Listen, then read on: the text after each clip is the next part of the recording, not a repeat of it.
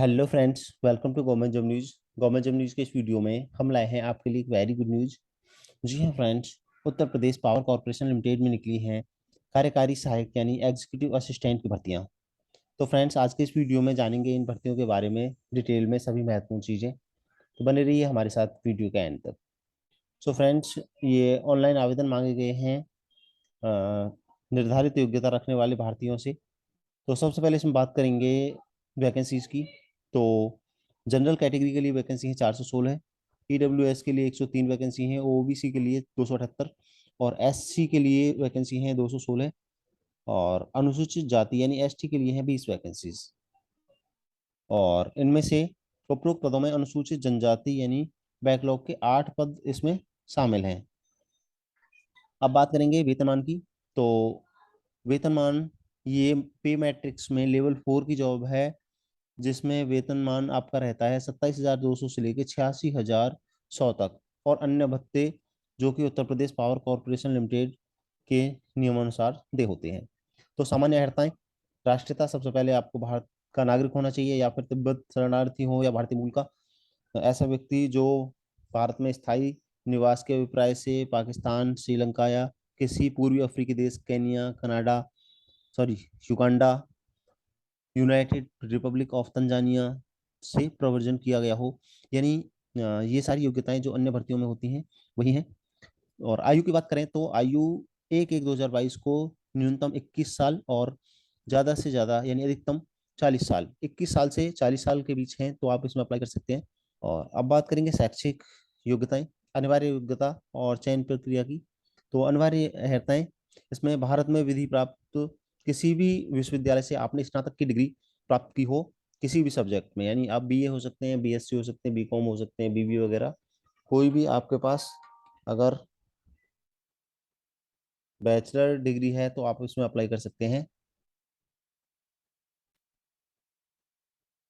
और इसके अलावा कंप्यूटर पर हिंदी टंकण यानी हिंदी टाइपिंग होनी चाहिए आपकी न्यूनतम 30 शब्द प्रति मिनट की स्पीड।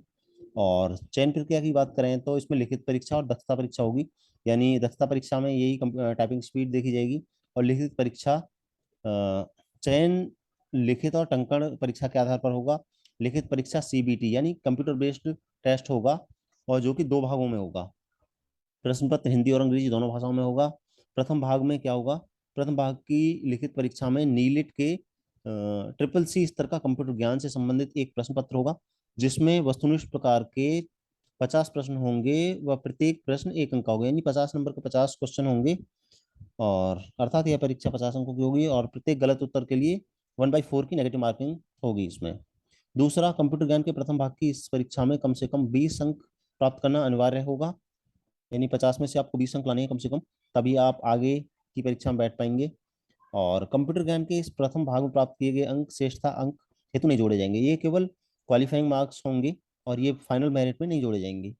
अब बात आती है दूसरे भाग की। तो द्वितीय भाग में, लिखित परीक्षा के द्वितीय भाग में निम्नलिखित पाठ्यक्रम से, यानी इस तरह का पाठ्यक्रम होगा: सामान्य ज्ञान के 25 अंक के 25 क्वेश्चन होंगे।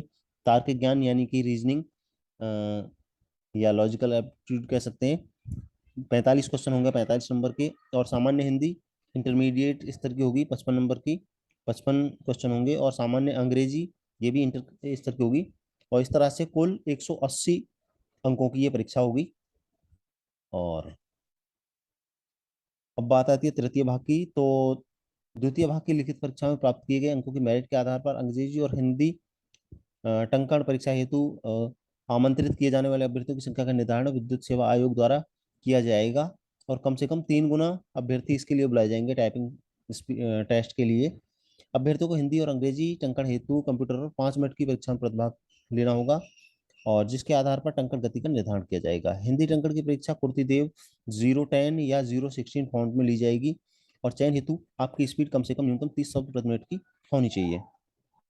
और इसके अलावा अब आयु में अनुमन्य छूट की अगर बात करें तो नियमानुसार आरक्षित वर्ग को आयु में छूट दी जाएगी अगर आप अपर एज लिमिट क्रॉस कर चुके हैं।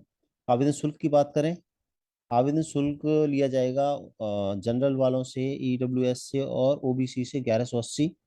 और SC और ST कैंडिडेट से 826 और विकलांग अभ्यर्थियों हेतु केवल प्रक्रमण शुल्क 12 रुपये लिया जाएगा। तो सबसे इम्पोर्टेंट चीज अब इसमें जान लेते हैं इसकी टाइमलाइन के बारे में। तो इसमें आवेदन पूर्ण करने की तिथि है 19 अगस्त से 12 सितंबर 2022।